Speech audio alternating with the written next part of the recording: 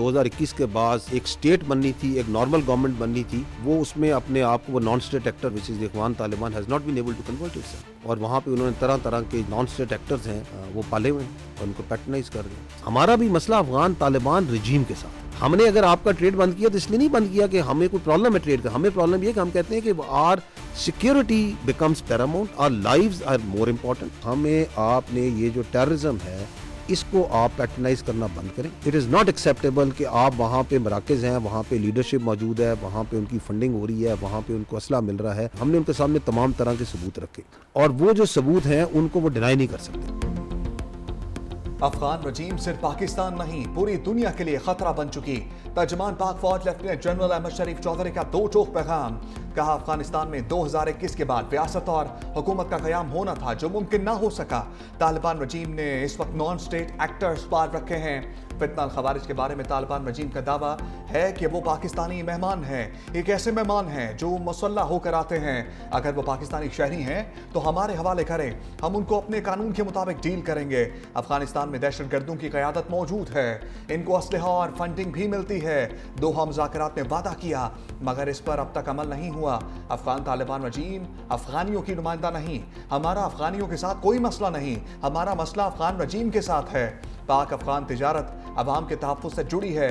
खून-रेज़ी और तिजारत इकट्ठे नहीं चल सकते। ऑर्डर है, अगर वहाँ से आती है कोई तश्कील आती है या वहाँ से कोई आपकी इलीगल ट्रेड हो रहा है, स्मगलिंग हो रही है, उसके बाद पीछे जो पूरा हिंटरलैंड है वो क्या फौज की जिम्मेदारी? Where is the administration over this? 4.5 lakh 4 lakh अगर आपकी नॉन कस्टम पेड गाड़ी सूबे में फिर रही है तो इसको क्यों नहीं रोकते? इसको किसने रोकना है? अंदर फिर रही है, why they are not stopping it? Why they are not checking it? Whose responsibility is this? Because that non-custom paid vehicle is part of this political terror crime nexus, is being used in the vehicle-borne IDs and by these terrorists. पाक अफगान सरहदी इलाकों में मजबूत political terror crime गठजोड़ है। तर्जुमान पाक फौज अहमद शरीफ चौधरी कहते हैं कि बॉर्डर के अतराफ मुनक़सिम गाँव हैं। आमदरफ्त को कंट्रोल करना चैलेंज है। सरहद पार से स्मगलिंग और तिजारत कौन रोकेगा? इसे अंदरून मुल्क रोकना किसका काम है? बॉर्डर एरिया में नॉन कस्टम पेड गाड़ियों को कौन रोकेगा? नॉन कस्टम पेड गाड़ियां खुदकुश हमलों में इस्तेमाल होती हैं। भारत की गीदड़ भभकियों पर भी लफ्ज़ी स्ट्राइक। कहा हिंदुस्तान में खुद फरेबी की सोच रखने वाली क़यादत की इशारादारी है। इंडियन आर्मी चीफ का ये बयान कि हमने ऑपरेशन सिंदूर के दौरान एक ट्रेलर दिखाया खुद फरेबी की हामिल सोच का आगाज़ है। जिस ट्रेलर में 7 जहाज गिर जाएं, 26 मकामात पर हमला हो जाए, S-400 की बैटरियां तबाह हो जाएं, तो ऐसे ट्रेलर पर मबनी फिल्म उनके लिए हॉरर फिल्म बन जाएगी। भारतीय आर्मी चीफ को शायद जॉनी फिल्म देखने का शौक है।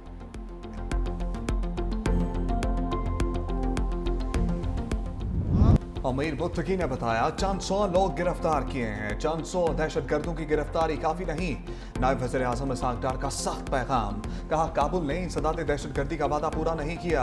अफगान सरजमीन पाकिस्तान पर हमलों में इस्तेमाल न हो। SCO इजलास में भी अफगानिस्तान पर बात की। मुआशी रवाबित पर पाकिस्तान का मौक़िफ़ पेश किया। दुनिया की कोई ताकत पाकिस्तान को शिकस्त नहीं दे सकती। यूरोपीय यूनियन ने भी अफगानिस्तान से मुतालिक पाकिस्तानी मौक़िफ़ की तायीद की।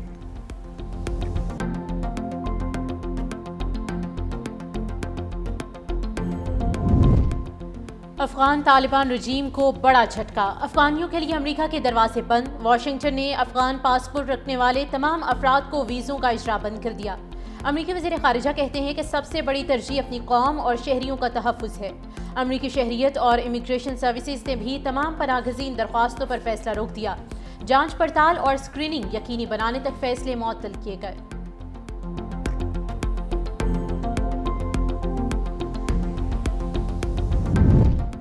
अक़वाम मुत्तहिदा ने अफगान भारत गठजोड़ से पर्दा उठा दिया।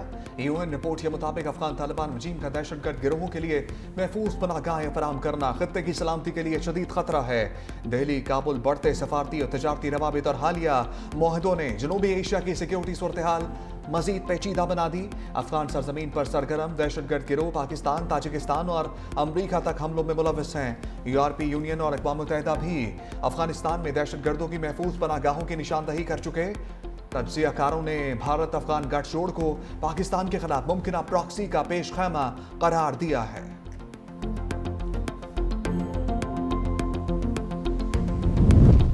सिक्योरिटी चैलेंजेस से निपटने के लिए बाखबर क़यादत, कौमी यकजहती और मरबूत पॉलिसी साजी ज़रूरी है। सदर मुमलिकत का अज़्म, आसिफ जरदारी का नेशनल डिफेंस यूनिवर्सिटी इस्लामाबाद का दौरा, नेशनल सिक्योरिटी वर्कशॉप के 27वें एडिशन के शुरका से खिताब। ISPR के मुताबिक सदर पाकिस्तान ने वर्कशॉप कामयाबी से मुकम्मल करने पर शुरका को मुबारकबाद दी। कौमी सलामती के शऊर को मजबूत बनाने के लिए शुरका की काविशों को सराहा गया। सदर मुमलिकत ने इख्तितामी तकरीब में ग्रेजुएट शुरका को असनाद तकसीम की। खातून अव्वल आसिफा भुट्टो जरदारी भी सदर मुमलिकत के हमरा थी।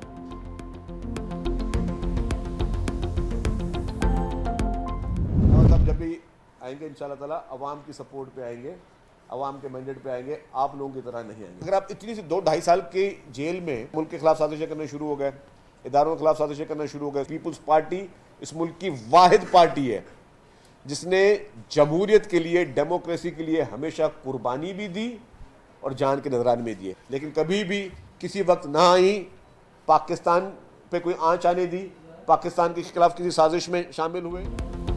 अज़मा बुखारी जिस तरह इक़्तिदार में आई, बिलावल ऐसे नहीं आएंगे। सीनियर वज़ीर सिंध शर्जील मेमन का वज़ीर इत्तलात पंजाब पर तंज। मजीद कहा, बानी तहरीक इंसाफ का नाखून भी नहीं टूटा मगर वो चिल्ला रहे हैं। बानी अब दुश्मनों से मदद मांग रहे हैं। पीर चाहे मुल्क के मसाइल मुल्क में रखे, अपनी लड़ाई अदालतों में लड़े। पीपल्स पार्टी ने कभी पाकिस्तान और किसी इदारे के खिलाफ साजिश नहीं की।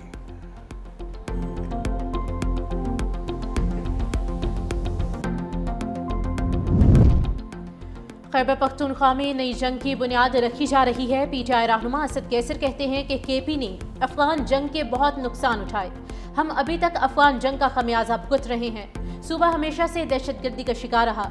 अफगान जंग से यहाँ क्लाशनकोव कल्चर परवान चढ़ा। हम जंगों से तंग आ चुके। सिफारतकारी का मौका दिया जाए। मजीद जंगों के मुतहामिल नहीं हो सकते।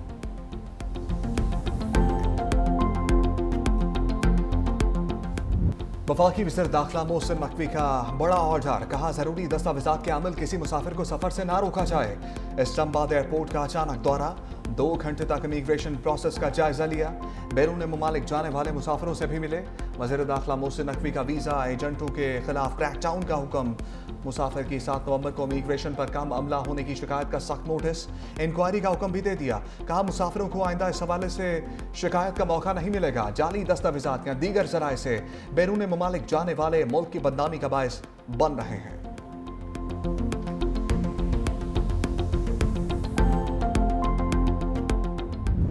World gold bantamweight title Pakistan की मोहम्मद वसीम के नाम। थाईलैंड के जकरावत मजंगो को हराया। मोहम्मद वसीम ने थाई बॉक्सर को हराकर एजाज का दिफा किया। कामयाबी पाक फौज के शोहदा के नाम कर दी। मेहमान ने खसूसी वज़ीर आला पंजाब ने कामयाब खिलाड़ियों में मेडल्स तकसीम किए।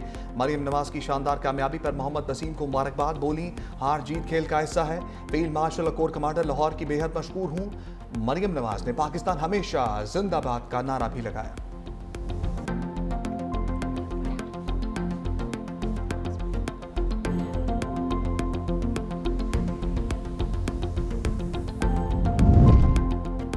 IMF ने मोदी के मुआशी तरक्की के दावे शूट डाउन कर दिए। IMF रिपोर्ट में नाअहल BJP सरकार का कच्चा छट्टा खुल गया।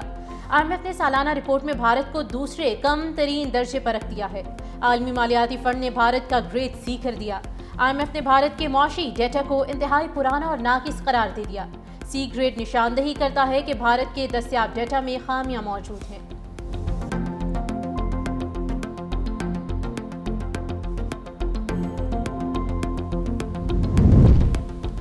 बानी PTI का वो अनोखा लाडला है क्या? स्पीकर पंजाब असम्बली मलिक अहमद खान का तंज। बोले, कहाँ लिखा है वज़ीर आला KP को हर हाल में कैदी से मुलाकात करने की इजाजत दी जाए? आइन लिखने का हक पार्लियामेंट को है, सुप्रीम कोर्ट को नहीं। वज़ीर आज़म शहबाज शरीफ का बानी के खिलाफ 10 अरब हर्जाने का केस। स्पीकर पंजाब असम्बली बतौर गवाह पेश, बयान रिकॉर्ड करा दिया। बानी के वकील ने स्पीकर के खिलाफ बयान पर जरा मुकम्मल कर ली। वज़ीर आज़म शहबाज शरीफ के मजीद गवाह आइंदा समात पर तलब।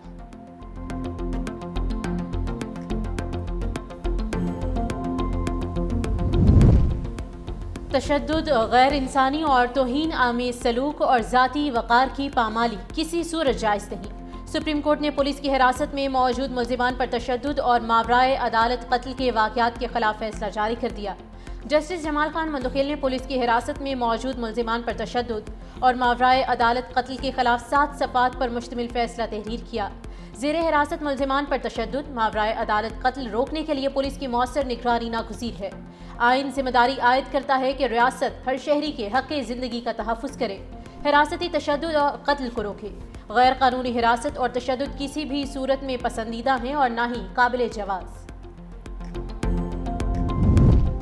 3 तलाक समेत कोई तलाक 90 रोज की मुद्दत पूरी होने तक मौसर नहीं हो सकती। चीफ जस्टिस याहिया अफरीदी की सरबराही में 3 रुकनी बेंच का तफसीली फैसला जारी। मुस्लिम फैमिली लॉज ऑर्डिनेंस 1961 की दफा 7 के तहत 90 रोज मुद्दत लाजमी है। अगर खावंद ने बीवी को तलाक का हक बिला शर्त तफवीज किया हो तो बीवी को तलाक वापस लेने का हक भी मुकम्मल तौर पर हासिल है। अदालत ने सिंध हाईकोर्ट का 7 अक्टूबर 2024 का फैसला बरकरार रखा। फरीकैन ने 2016 में शादी की और निकाहनामे की शेक 18 के तहत खावंद ने बीवी को बिला शर्त हक के तलाक तफवीज किया था। बीवी ने 3 जुलाई 2023 को नोटिस जारी किया, लेकिन 90 दिन की मुद्दत पूरी होने से पहले 10 अगस्त 2023 को वापस ले लिया। FBI हदफ हासिल करने की दौड़ में बहुत पीछे। नवंबर में टैक्स वसूली हदफ हासिल करने में नाकाम। 1034 अरब के मुकाबले टैक्स वसूली 878 अरब रुपए रही। शॉर्टफॉल 156 अरब रुपए रहा। दिसंबर में टैक्स वसूली का हदफ 1406 अरब रुपए मुकर्रर। पहले 5 माह में मजमूई तौर पर 413 अरब रुपए शॉर्टफॉल का सामना रहा।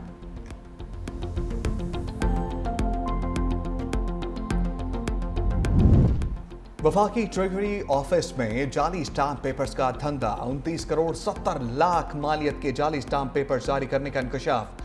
मुलविस 71 मुलाजमीन के खिलाफ मुकदमा दर्ज, 20 को गिरफ्तार कर लिया गया।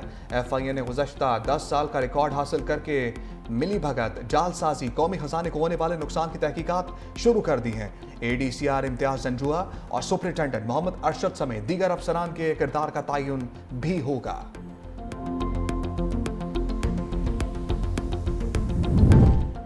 वज़ीर आला सिंध सैयद मुराद अली शाह की ज़ेर सदारत बड़े फैसले। वुमेन यूनिवर्सिटी सखर और नए मेडिकल कॉलेजेस के क़याम की मंजूरी, फंड्स जारी करने की भी हिदायत। इजलास में BRT रेड लाइन और येलो लाइन मंसूबों पर पेशरफ का जायजा। कहा मंसूबे बर वक्त मुकम्मल किए जाएं ताकि आवाम को मजीद तकलीफ ना हो। ख़वातीन के लिए इलेक्ट्रिक बाइक्स की तादाद बढ़ाने की मंजूरी भी दे दी। बोले कोरंगी कॉजवे ब्रिज, अंडरपासिस और लियारी ट्रांसफॉर्मेशन मंसूबे तकमील के करीब हैं। 970 किलोमीटर सड़कों की बहाली का काम जारी है। सैलाब मुतासरीन के घरों की तामीर के लिए 14 लाख अदायगियाँ की गई हैं, जबकि 10 लाख प्लंथ भी मुकम्मल हो चुके।